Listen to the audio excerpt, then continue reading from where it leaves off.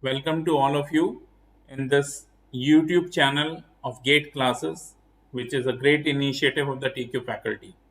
I, Vivekanand, welcome you all in this particular lecture of electromagnetic theory, lecture number 8, in which we will talk about continuity current and displacement current, and what is the relation between these two current that we also see. Okay, let's start.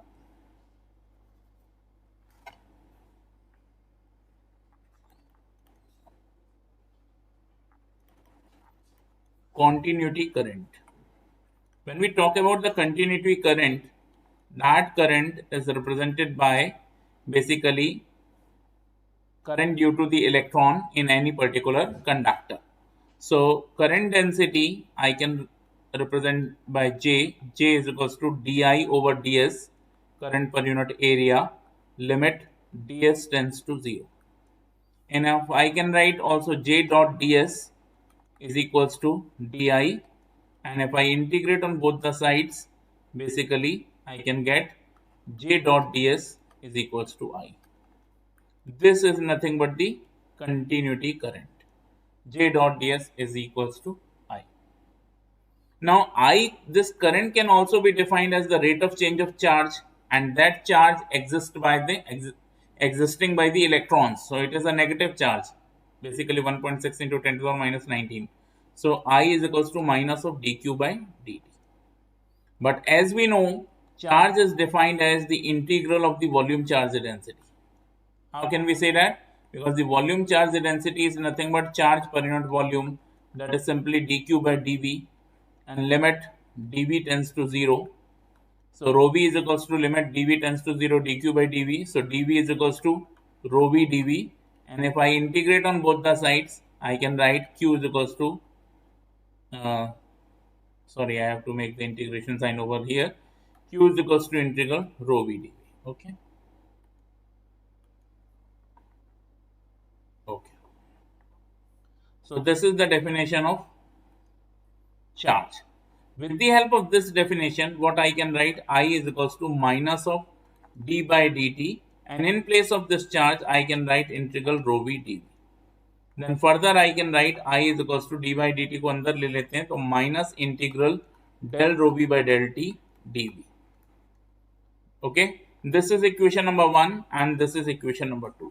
तो अभी आपके लिए ये दो equation बहुत important है. ठीक है, सबसे पहले हमने क्या किया, करंट डेंसिटी को डिफाइन किया, J is equals to limit ds tends to 0 di by ds, this term. Okay, then rho v is equals to limit dv tends to 0 dq by dv, dq is equals to rho v dv. After integration I get q is equals to integral rho v dv, and J dot ds surface integral is nothing but I. This is equation number 1. I is equals to minus dq by dt because current is defined as the rate of change of charge. Q is equals to integral rho v dv. We have substituted its value and we get two equation. Let me write once again. Integral J dot ds is equals to I, and the second equation is I is equals to integral minus of del rho v by del t dv. Okay, minus of del rho v by del t dv. Okay. Now I am using one very important theorem over here, which is nothing but divergence theorem. Divergence theorem. And according to this divergence theorem, we can state that the closed surface integral of any vector is nothing but the volume integral of the divergence of the same vector. ठीक है, तो यहाँ पे जो vector हमारे काम का है वो है वेक्टर J. ठीक है, क्योंकि I तो स्केलर है और रो भी वॉल्यूम चार्ज डेंसिटी भी स्केलर क्वांटिटी है. Okay, so vector J dot ds का close surface integral is equals to volume integral of del dot J dv. ओके, this is the divergence theorem which I have applied on electric current density or continuity current density. Okay, now this is equation number 1 and 2. ठीक है, let me write equation number 3 and this is equation number 4. Now with the help of equation number 3 and 4, अगर हम गौर करें तो देखिए दोनों के left side equal है तो दोनों के राइट साइड भी इक्वल होंगे, और राइट साइड को यदि मैं इक्वल करता हूं तो I can get del dot J दोनों तरफ इंटीग्रल है, वॉल्यूम इंटीग्रल कैंसिल हो जाएगा और डेल डॉट जे की वैल्यू किसके बराबर हो जाएगी, minus del rho V by del T. Okay, from equation number 3 and in equation number 4, both the sides, left hand sides are equal, right hand side will also be equal, volume integral will be ignoring on both the sides, and I will get del dot j is equals to minus del rho v by del t. This equation is very very important and it is known as continuity equation. Continuity equation. अब ये जो continuity equation मिल गई हमें, ठीक है, निश्चित तौर पे करंट डेंसिटी की बात कर रही है, वॉल्यूम चार्ज डेंसिटी की बात कर रही है. अब हम इसके सॉल्यूशन पे बात करना चाहते हैं. तो सॉल्यूशन पे बात जब हम करना चाहते हैं तो कौन सी इक्वेशन हमें मदद करेगी, दो इक्वेशन हमें मदद करेंगी, जे बराबर सिग्मा ई और डी बराबर एप्सिलॉन ई. ठीक है, जे बराबर सिग्मा ई, डी बराबर एप्सिलॉन ई. और इन इक्वेशन को चलिए हम नाम दे देते हैं इक्वेशन नंबर 5. ठीक है, या इसको मैं इक्वेशन नंबर 6 नाम दे देता हूं और इस कंटिन्यूटी इक्वेशन को इक्वेशन नंबर 5. ठीक है, अब आप गौर करिएगा कि जे को हम सिग्मा ई लिख सकते हैं. ठीक है, जे को हम लिख सकते हैं सिग्मा ई और इक्वेशन नंबर 6 में ई की वैल्यू हम डी बाय एप्सिलॉन रख सकते हैं, यानी sigma D by epsilon. It means I can write J is equals to sigma by epsilon into D. Let me write this is equation number 7. ठीक है, ये दो कंटिन्यूटी इक्वेशन है, पहली है कंडक्टर के लिए और दूसरी है डाइलेक्ट्रिक के लिए, और दोनों को हमने मर्ज करके यूज कर लिया. जे बराबर sigma E, J is the current density, sigma is the conductivity, E is the electric field intensity, D is the electric flux density, epsilon is the permittivity and capital E is the electric field intensity. उन दोनों को मर्ज करके कैसे use किया, जे बराबर sigma ई और ई की value equation number 6 से डी बाय एप्सिलॉन रख दी, तो जे की वैल्यू हमें मिल गई sigma by epsilon into T. यानी जो हमें करंट डेंसिटी है वो हमें इलेक्ट्रिक फ्लक्स डेंसिटी के टर्म्स में मिल गई और साथ में कांस्टेंट आ गया सिग्मा बाय एप्सिलॉन. अब आप इस इक्वेशन नंबर 7 को उठा के इक्वेशन नंबर 5 में रखते हैं. ठीक है, let me write once again, del dot J is equals to minus of del rho V by del T, which is nothing but the equation number 5, and J is equals to sigma by epsilon into d, which is nothing but the equation number 7. And as I told earlier, equation 7 से मैं j की value equation 5 में रख रहा हूं. जैसे ही हम ऐसा करते हैं तो देखिए हमें क्या मिलेगा, del dot epsilon sigma by epsilon into d is equals to minus of del rho V by del t. ये मिल गया हमें, और इसमें एप्सिलॉन हमारी परमिटिविटी है, सिग्मा हमारी कंडक्टिविटी है, जो कि दोनों के दोनों मटेरियल पर डिपेंड करेंगे. ठीक है, मान लीजिए मटेरियल हमारा अच्छा कंडक्टर है तो उसकी कंडक्टिविटी यानी सिग्मा बड़ा होगा और परमिटिविटी यानी एप्सिलॉन आर कम होगा. लेकिन कंडक्टर की जगह हमने एक अच्छा डाइलेक्ट्रिक ले लिया तो उसकी कंडक्टिविटी पुअर हो जाएगी और उसकी परमिटिविटी हाई हो जाएगी. ठीक है, तो ये वैल्यू डिपेंड करती है क्या आती है. अभी मैं इसको कांस्टेंट मानते हुए बाहर लेता हूं, अंदर मिलेगा del dot D is equals to minus of del rho V by del. And if you remember, del dot d is nothing but rho v.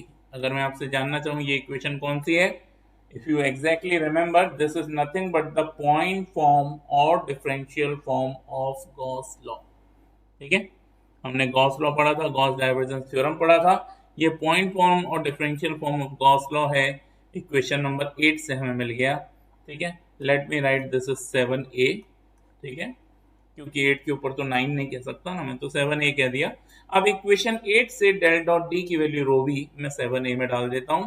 So I will get sigma by epsilon into rho V is equals to minus of del rho V by del T.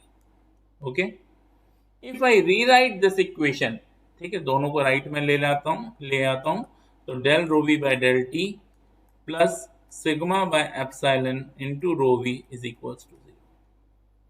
तो ये first order differential equation बन गई और इसमें variable क्या है हमारा, volume charge density यानी रो वी. इसको इक्वेशन नंबर 9 हम नाम दे देते हैं.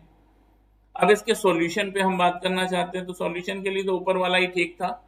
देखिए हम क्या लिख सकते हैं, ये dy by D T plus P Y equal to Q, इस तरह की इक्वेशन बन गई. ठीक है, first order linear homogeneous differential equation.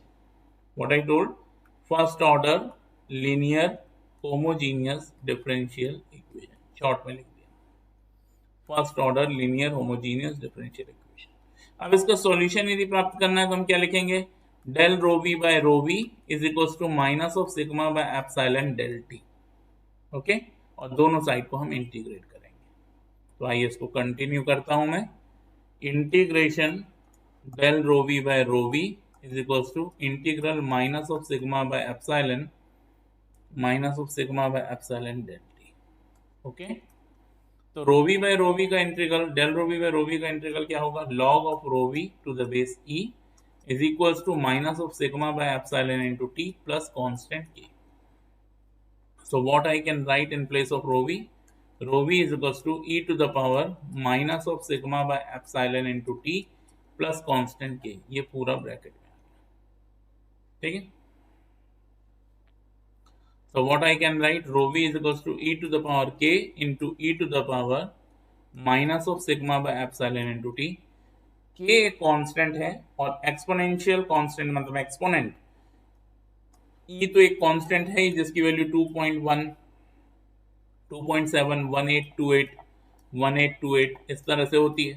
तो कांस्टेंट की पावर जब कांस्टेंट चढ़ाएंगे, again it is a constant, let me write rho naught. So rho V is equals to rho naught e to the power minus of sigma by epsilon into t। this solution I am getting, let me write this is equation number 10 because पिछली slide में हम 9 तक पहुंचे थे। तो ये जो हमारे पास निकल के आया, rho V is equals to rho naught e to the power minus of sigma by epsilon into T, ये बहुत इंपॉर्टेंट एक्सप्रेशन हो जाता है हमारे लिए।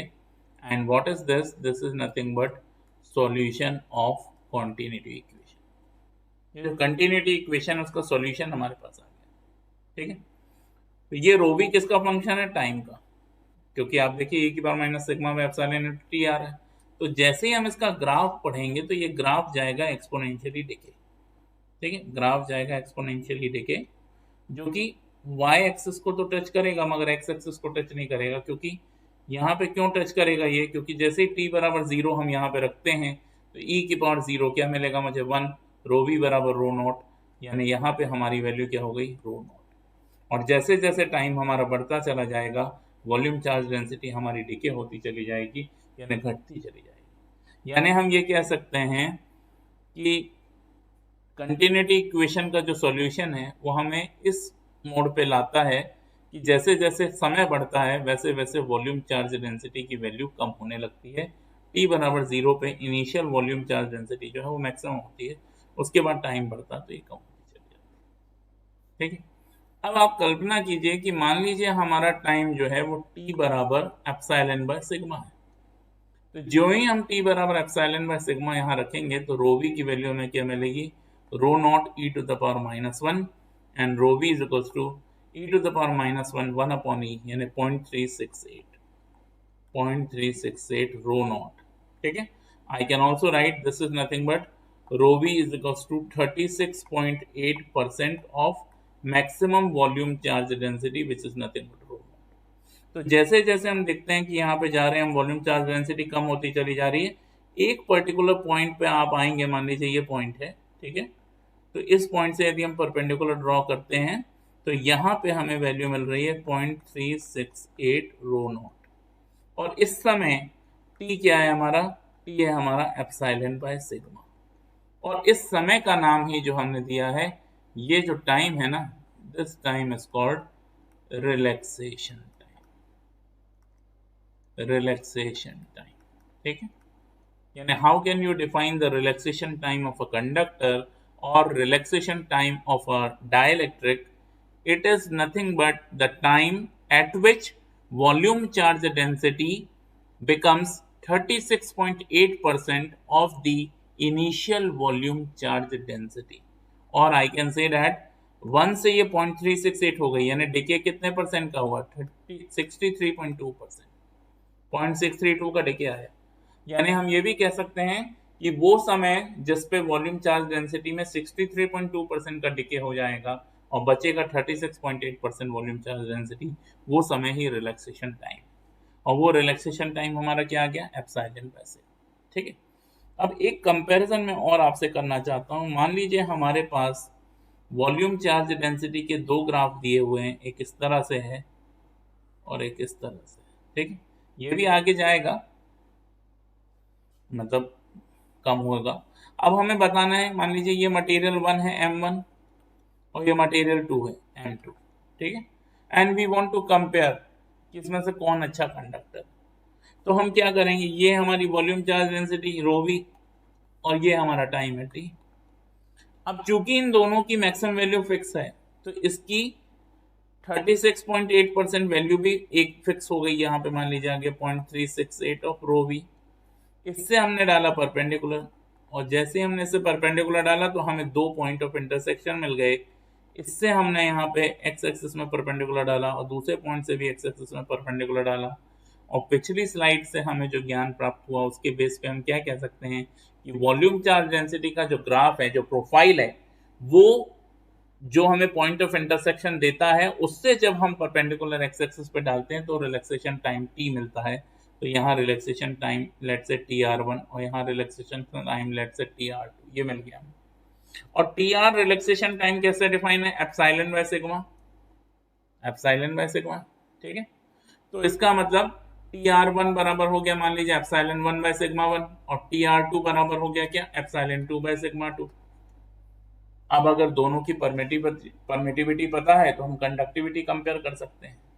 और मान लीजिए हमसे सीधे सीधे यही पूछा है कि किसका रिलैक्सेशन टाइम बड़ा है, तो अब हम देख रहे हैं TR2 बड़ा है, क्योंकि यहाँ से इसको मेजर किया जाए, ठीक है। TR2 बड़ा है, TR2 बड़ा है, TR2 किसका है, M1 का है।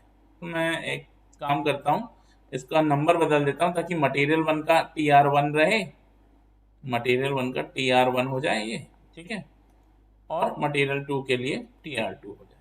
तो अब आप देख सकते हैं ये मटेरियल 1 का है तो दिस इज TR1 और ये मटेरियल 2 का है तो दिस इज TR2। तो अब आप देखिए TR1 बड़ा है कि TR2 बड़ा है, TR1 बड़ा है। सो TR1 is greater than TR2, यानी ये जो ऊपर वाला मटेरियल है इसका रिलैक्सेशन टाइम ज्यादा होगा बजाय इसके कि दूसरे मटेरियल के उसका रिलैक्सेशन टाइम क्या होगा, कम होगा। So if we have the volume charge density profile of the conductor or we have the volume charge density profile of the dielectric, definitely we can compare their relaxation time, ठीक है।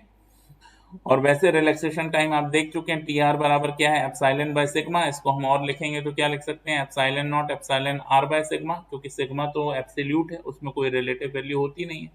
यानी हमारे पास यदि relative permittivity और conductivity हो तो हम चाहे तो कंडक्टर का और चाहे तो डाइलेक्ट्रिक का किसी का भी रिलैक्सेशन टाइम कैलकुलेट कर सकते हैं। ओके, तो ये तो बात हुई कंटिन्यूटी करंट की, ठीक है। कंटिन्यूटी करंट हमने समझा, कंटिन्यूटी करंट डेंसिटी क्या है, फिर उसका जब हमने इक्वेशन निकाला जिसका नाम है कंटिन्यूटी इक्वेशन। फिर हमने कंटिन्यूटी इक्वेशन के बाद ही हमने ये दो इक्वेशन देखे थे, ये क्या कहलाते हैं, कॉन्स्टिट्यूटिव इक्वेशन, कॉन्स्टिट्यूटिव इक्वेशन। और फिर कॉन्स्टिट्यूटिव इक्वेशन की मदद से हमने कंटिन्यूटी इक्वेशन के सॉल्यूशन तक पहुंचने की कोशिश की, ये सॉल्यूशन आया और फिर उससे हमने आगे की बात की रिलैक्सेशन टाइम। अब हम बात करना चाहते हैं कि डिस्प्लेसमेंट करंट क्या है, डिस्प्लेसमेंट करंट, ठीक है। कई लोग इसे कैपेसिटर की करंट भी मानते हैं। तो डिस्प्लेसमेंट करंट और कैपेसिटर करंट, क्योंकि कैपेसिटर में कंडक्शन करंट नहीं होती। अब आप बोलेंगे नहीं होती, क्यों नहीं होती, समझाइए। तो एक सिंपल सी बात देखिए, ये पैरेलल प्लेट कैपेसिटर है, ये पॉजिटिवली चार्ज प्लेट है, ये नेगेटिवली चार्ज प्लेट है, और दोनों प्लेट के बीच में क्या भरा है, डाइलेक्ट्रिक, जिसका डाइलेक्ट्रिक कांस्टेंट एप्सिलॉन। तो जो डाइलेक्ट्रिक है वो बेसिकली क्या है, एक इंसुलेशन है, इंसुलेटर है। तो अगर मेरी ये प्लेट पॉजिटिवली पोलराइज्ड है, ये नेगेटिवली पोलराइज्ड है, तो अगर मैं कह रहा हूँ करंट यहाँ से यहाँ जा रहा है, चार्ज यहाँ से यहाँ जा रहा है, तो कैसे जाएगा, क्योंकि बीच में तो डाइलेक्ट्रिक या इंसुलेटर है। तो बीच में यदि डाइलेक्ट्रिक और इंसुलेटर है तो वो तो कंडक्टर बन नहीं सकता, वो तो करंट को कैरी नहीं करेगा। इसका मतलब जो चार्ज है वो यहाँ से उठ करके यहाँ जा रहा है, ना कि चल करके, ठीक है। और अगर हमने कोई चीज एक जगह से उठा के दूसरी जगह रखी तो उसको अपन कहते हैं डिस्प्लेस करना, ठीक है। There is no movement, there is displacement, that's why this current is called displacement current rather than conduction current और कंटिन्यूअस करंट, ठीक है। तो इसलिए हम कहते हैं कि कैपेसिटर में कंटिन्यूअस करंट या कंडक्शन करंट नाम की कोई चीज नहीं होती, कैपेसिटर में डिस्प्लेसमेंट करंट नाम की चीज होती है। तो अब ये डिस्प्लेसमेंट करंट का कंसेप्ट कहां से आया?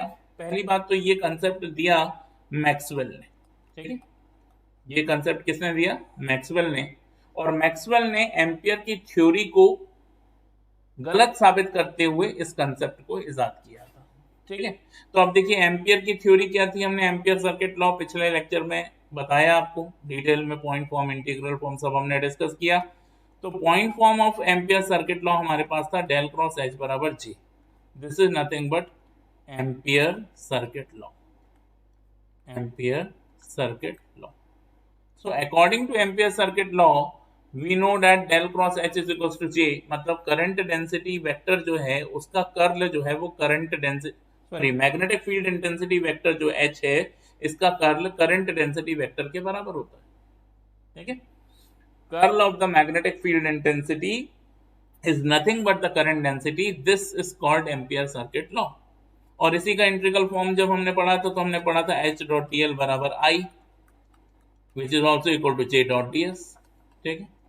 मतलब मैग्नेटिक फील्ड इंटेंसिटी वेक्टर का क्लोज लाइन इंटीग्रल हमें करंट देता है या फिर करंट डेंसिटी का सरफेस इंटीग्रल हमें करंट देता है, ये हमने पढ़ा था। एम्पियर सर्किट लॉ का ये इंटीग्रल फॉर्म है, ऊपर वाला पॉइंट फॉर्म है। लेकिन आप ध्यान से देखिए, अगर मैं लेके चलता हूं del cross H is equal to J, तो इसमें बुराई क्या है? बुराई देखिए, अब आप देखिए दोनों का हमने डाइवर्जेंस ले लिया del dot del cross H, और राइट साइड में भी ले लिया डेल डॉट जे। अब किसी भी वेक्टर का यदि आप पहले कर्ल लेते हैं फिर उसके बाद डाइवर्जेंस लेते हैं तो रिजल्ट जीरो आ जाएगा। क्यों? क्योंकि कर्ल की डायरेक्शन होगी दोनों के परपेंडिकुलर, मतलब डेल क्रॉस एच की जो डायरेक्शन आएगी ये है डेल क्रॉस एच, ये डेल है ये एच, तो जो डेल क्रॉस एच की डायरेक्शन है वो डेल के भी परपेंडिकुलर है एच के भी परपेंडिकुलर है, ठीक है। यानी डेल क्रॉस एच डेल के परपेंडिकुलर हो गया, और अब बाद में फिर आप उसी का डेल डॉट कर रहे हैं, मतलब डेल क्रॉस यदि डेल के परपेंडिकुलर है तो दो परपेंडिकुलर वेक्टर का डॉट प्रोडक्ट तो जीरो होता है, I dot J, J dot K dot I zero, या X dot A Y dot A Z dot X zero, या A R dot phi dot A Z dot A R zero, या A R dot A theta dot phi dot A R is zero. हम सब पढ़ चुके हैं। कंटिन मतलब cylindrical coordinate हो या स्फेरिकल कोऑर्डिनेट हो या कार्टेशियन कोऑर्डिनेट, किसी भी कोऑर्डिनेट सिस्टम में परपेंडिकुलर वेक्टर्स का डॉट प्रोडक्ट जीरो होता है, तो ये जीरो हो जाएगा। अब जैसे ही ये जीरो हुआ मतलब आपने क्या सिद्ध कर दिया? डेल डॉट जे जीरो है। लेकिन आप देखिए डेल डॉट जे तो जीरो हो नहीं सकता, क्योंकि डेल डॉट जे किसके बराबर है? इक्वेशन नंबर 5 से minus del rho V by del T के बराबर है, ठीक है। But del dot J is equals to minus of del rho V by del T. तो ये हमारी कंटिन्यूटी इक्वेशन है, कंटिन्यूटी करंट को समझा रही है, और ये हमारा एम्पियर सर्किट लॉ को आगे लेके रेफरेंस मानते हुए लेके चला हुआ ये रिजल्ट है। तो अगर मैं एम्पियर सर्किट लॉ को सही मानता हूं तो मेरा कंटिन्यूटी इक्वेशन गलत हो जाएगा, और अगर कंटिन्यूटी इक्वेशन को सही मानता हूं तो एम्पियर लॉ गलत हो जाएगा। तो मैक्सवेल ने यही कहा कि कंटिन्यूटी इक्वेशन सही है, इसका मतलब डेल डॉट जे जीरो नहीं होना चाहिए, del dot J should not equal to zero.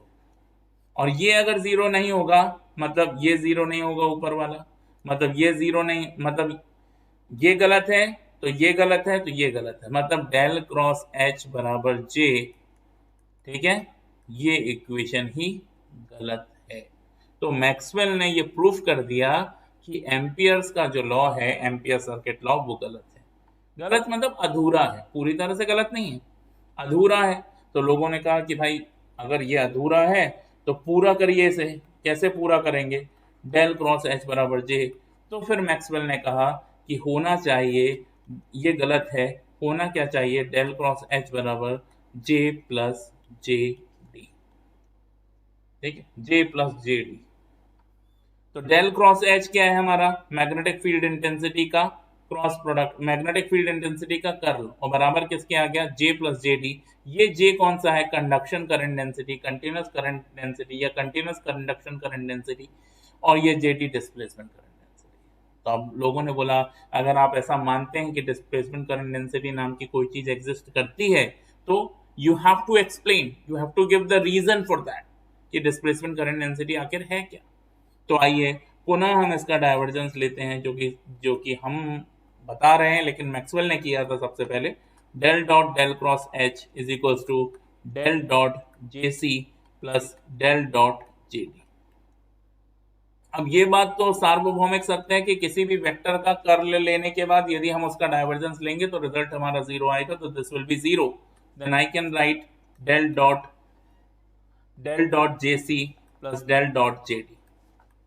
So basically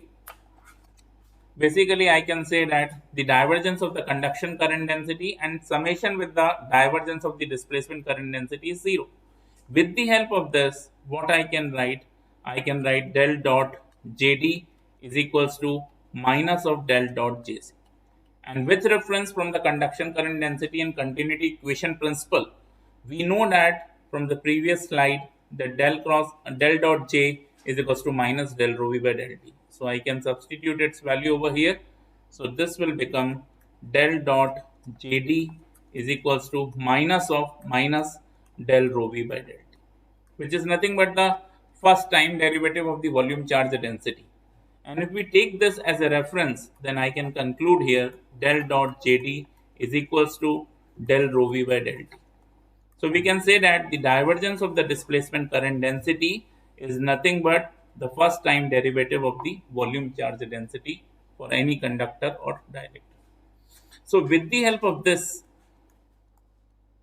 del dot JD is equals to del by del T, and then I can write rho V is nothing but the volume charge density, but we know that what is volume charge density? Volume charge density is nothing but the divergence of the divergence of the electric flux density. Del dot D is equals to rho V.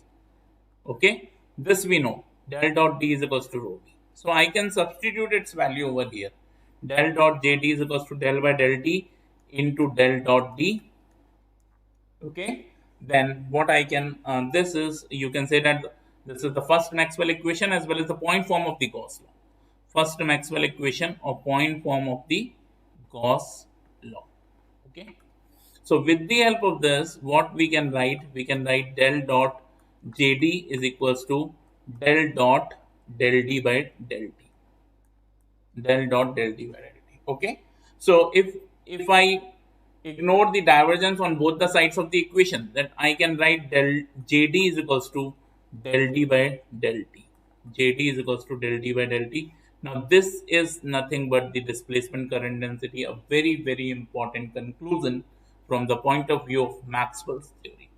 ठीक है, तो Maxwell ने इसी theory को आधार बनाकर ampere के circuit law को गलत साबित किया था, तो ये हमारे लिए बहुत इंपॉर्टेंट हो जाता है. ठीक है, तो आइए आगे की कहानी हम इसको लेके चलते हैं. JD बराबर हमारे पास आ गया है del D by del T, और D किसके बराबर है? D is nothing but epsilon E.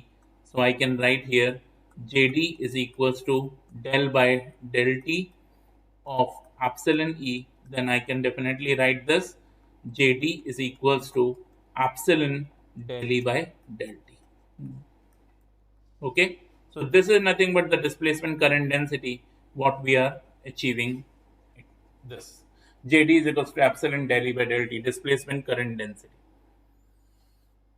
अब बात यहाँ पे हमको ये समझनी है कि कंडक्शन करंट डेंसिटी भी है, डिस्प्लेसमेंट करंट डेंसिटी भी है, दोनों का रोल क्या है. ठीक है, तो यहाँ पे दोनों को फेज में कैसे लेंगे, दोनों के बीच में फेजर डायग्राम यदि बनता है तो कैसा बनेगा, ये बात इंपॉर्टेंट है. ठीक है, तो यहाँ पर थोड़ा सा हम फोरियर ट्रांसफॉर्म लगा देते हैं. ठीक है, तो this is JDT it is a function of time epsilon del E by del T. Okay, if I take the Fourier transform on both the sides, then I can write JD j omega is equals to epsilon E, sorry, j omega epsilon E j omega. ये bracket में जो हमने j omega लिखा है ये domain बता रहा है कि electric field is a function of frequency and displacement current density is also the function of frequency. Otherwise I can simply write JD is equals to j omega epsilon E, और epsilon E को आप क्या लिख सकते हैं? D. So this is j omega D. So this is, ये बहुत important result आ गया हमारे पास. ठीक है, और JC बराबर क्या है? JC क्या है? हमारी conduction current density. Conduction current density क्या होती है? JC. JC is equal to sigma E. ठीक, तो this is one of the result.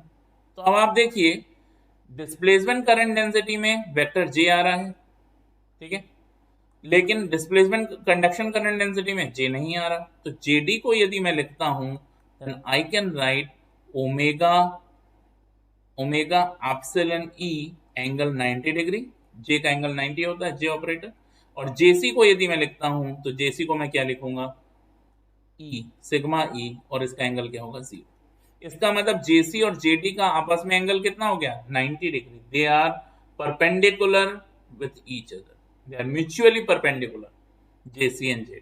ठीक है, और JC और JD का फेस कैसे डिसाइड होगा, सपोज मैं ले लेता हूं यहां पर हमारे पास वेक्टर E है, ठीक है, तो जो JC है हमारा, JC बराबर सिग्मा E, वो इसी डायरेक्शन में आ जाएगा। लेकिन जो JD है हमारा, JD बराबर J omega epsilon E J omega D, ठीक है, तो ये हमारा इससे 90 डिग्री होगा। थोड़ा सा डायग्राम बिगड़ रहा है तो let me draw it again. ठीक, this is J omega epsilon E, ठीक है, और J ओमेगा D। ठीक है, तो E मैंने इसलिए लिखा क्योंकि E यहां दिखाया है मैंने। अब E से J मतलब 90 डिग्री जाना है तो ये हो गया 90 डिग्री। ठीक है, और जो रिजल्टेंट करंट डेंसिटी निकलेगी उसके लिए आप परपेंडिकुलर ड्रॉ कर दीजिए। ठीक है, और इसका जो फेजर सम निकलेगा ये आएगी resultant current density, let's say JR। So I can write basically JR is equals to JC plus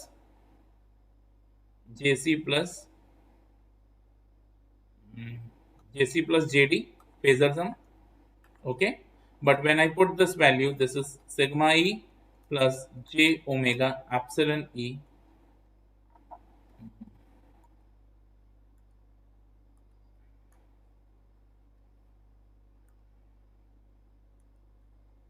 J omega epsilon E vector, and this is JR, okay, so this I can। और यहां पे यदि आप देखेंगे तो ये जो angle है, एक यहाँ पे लॉस टेंजेंट टर्म एग्जिस्ट करता है, लॉस टेंजेंट, ठीक है, जो कि किसी भी डाइलेक्ट्रिक के लिए एक बहुत इंपॉर्टेंट इंफॉर्मेशन होती है, चाहे वो ट्रांसफार्मर ऑयल हो, चाहे वो class A, class B, class C, class D किसी भी प्रकार का इंसुलेटर हो, तो उसके लिए एक लॉस टेंजेंट टर्म एग्जिस्ट करता है जिसकी वैल्यू होती है सिग्मा अपॉन ओमेगा एप्सिलॉन। क्या वैल्यू होती है, सिग्मा अपॉन ओमेगा एप्सिलॉन। तो बेसिकली ये एंगल है वो डेल्टा। तो if you are talking about tangent of delta, तो टेन डेल्टा बराबर क्या होता है, परपेंडिकुलर बाय बेस। तो ये देखिए, ये अगर डेल्टा है तो इसका परपेंडिकुलर ये हो गया, ये मतलब क्या हो गया, ये तो इसके बराबर है, यानी क्या हो गया JC, और बेस क्या हो गया इसका, ये हो गया, मतलब ये हो गया JD। तो JC अपॉन JD, यानी कंटिन्यूस करंट या कंडक्शन करंट डेंसिटी और डिस्प्लेसमेंट करंट डेंसिटी का जो रेशो है वही डाइलेक्ट्रिक के लिए लॉस टेंजेंट के नाम से जाना जाता है। It means I can write tangent of delta is equals to JC upon JD, और JC क्या है सिग्मा E, और JD क्या है, JD है हमारा ओमेगा D, यानी omega epsilon E। If I cancel out E then it will be sigma upon omega epsilon. तो ये जो हमारा आ गया है tangent of delta, this is equals to sigma upon omega epsilon. ये ही हमारा लॉस टेंजेंट कहलाता है, जो किसी भी डाइलेक्ट्रिक के लिए ये वैल्यू कैसी होनी चाहिए, सवाल उठता है, कम होनी चाहिए कि ज़्यादा होनी चाहिए। तो this loss tangent should be as minimum as possible, क्योंकि न्यूमरेटर में हमें कंडक्टिविटी दिखाई दे रही है। अगर डाइलेक्ट्रिक की कंडक्टिविटी अच्छी हुई तो कैसा डाइलेक्ट्रिक, फिर तो कंडक्टर बन गया। तो अच्छा डाइलेक्ट्रिक वो है जिसकी कंडक्टिविटी पुअर है, और अच्छा कंडक्टर वो है जिसकी परमिटिविटी पुअर है, और अच्छा मैग्नेटिक मटेरियल वो है जिसकी परमिबिलिटी हाई है। ठीक है, हाई परमिबिलिटी अच्छा मैग्नेटिक मटेरियल, हाई कंडक्टिविटी अच्छा कंडक्टिंग मटेरियल, हाई परमिटिविटी अच्छा डाइलेक्ट्रिक मटेरियल। लेकिन यहाँ पे दोनों बातें आ रही हैं, कंडक्टिविटी का सिग्मा भी है और नीचे परमिटिविटी एप्सिलॉन भी है। तो नेचर तो मटेरियल का या तो कंडक्टर होगा या तो डाइलेक्ट्रिक, अगर अच्छा है तो। ठीक है, अच्छा कंडक्टर है तो सिग्मा उसका हाई हो जाएगा। If sigma is much much greater than omega epsilon, it is a good conductor. it is a good conductor basically. ठीक है, but if sigma is less than omega epsilon, what is this? This is basically a good dielectric. Good dielectric. ठीक है. So from the point of view of electrical engineering, क्योंकि हम transformer पढ़ते हैं, induction motor पढ़ते हैं, हम circuit breaker में भी ऑयल यूज करते हैं. सर्किट ब्रेकर में जो ऑयल यूज होता है वो ट्रांसफार्मर ऑयल ही होता है. ठीक है, it is a clean hydrocarbon oil refined from crude petroleum. ठीक है, its viscosity should be as minimum as possible. इसका फ्लैश पॉइंट टेम्परेचर 105 डिग्री से ऊपर होना चाहिए, फायर पॉइंट टेम्परेचर हाई होना चाहिए, और साथ ही साथ उसकी एक और विशेषता है कि उसका लॉस टेंजेंट मिनिमम होना चाहिए. तो जब कभी भी हमें ट्रांसफार्मर में रूटीन टेस्ट करना है, हमें पता लगाना है कि भाई ऑयल का डिग्रेड तो नहीं हो गया, ऑयल की क्वालिटी खराब तो नहीं हो गई, तो हम कैसे पता लगाएंगे? ऑयल का एक सैंपल लेंगे और उसका flash point temperature, fire point temperature check करेंगे, उसका लॉस टेंजेंट निकालेंगे, उसकी कंडक्टिविटी चेक करेंगे. ठीक है, तो ये सारी चीजें चेक करने के बाद हम इस नतीजे पे पहुंचेंगे कि हाँ, ट्रांसफार्मर ऑयल अभी और इसकी लाइफ बची है या नहीं, या लाइफ पूरी हो गई तो रिप्लेस कर देंगे, और लाइफ बची है तो फिर उसको वापस उसी में ट्रांसफार्मर के टैंक के अंदर डाल दिया जाए. ठीक है, so this subject basically electromagnetic theory, it is having a great interaction with the other subjects. ठीक है, electromagnetic theory is very much compatible with the circuit theory. Electromagnetic theory is very much compatible with the electrical machines, your transmission line and all. Okay, so I hope you understood this very very important and significant concept of electromagnetic theory, in which we have discussed the continuity current and displacement current. Okay, have a look to these slides once again. As today's topic is continuity current and displacement current. So we have discussed continuity current, its derivation. Then we have derived the continuity equation, which is del dot J is equals to minus del rho V by del T. We have seen constitutive equation, J is equals to sigma E, D is equals to epsilon A. We have determined the solution of the continuity equation in terms of relaxation time. Rho V is equals to rho naught e to the power minus sigma by epsilon into T. The plot of the volume charge density with respect to time we have already seen, and we can compare the relaxation time of two different conductor or two different dielectrics, and we can talk about the relation between the relaxation time. Then we have seen the displacement current, how the Maxwell introduces the concept of displacement current by proving that the Ampere circuit law is somewhat wrong. ठीक है, तो उसने ampere circuit law को गलत साबित किया, और उसके बाद उनने गॉस लॉ की मदद से डिस्प्लेसमेंट करंट के कंसेप्ट को बताया, जे डी बराबर del D by del T. Then we have seen the phase difference between the continuous current और conduction current and displacement current. What is the loss tangent, that we have discussed, and this loss tangent is a very important and significant concept as far as the dielectric material is concerned. For a good conductor, this loss tangent will be very high, and for a good dielectric, this loss tangent should be very very low. Okay, thank you very much. Thank you for joining us this